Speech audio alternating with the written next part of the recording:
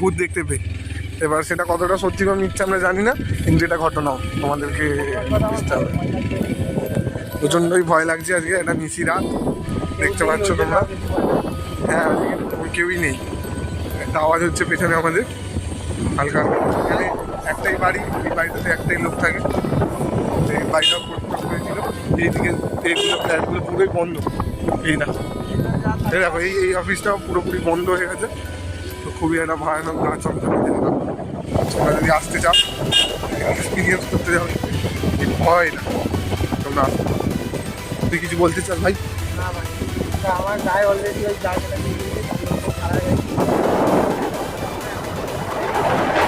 ভালো জায়গা না ভাই, এই জায়গাটাই।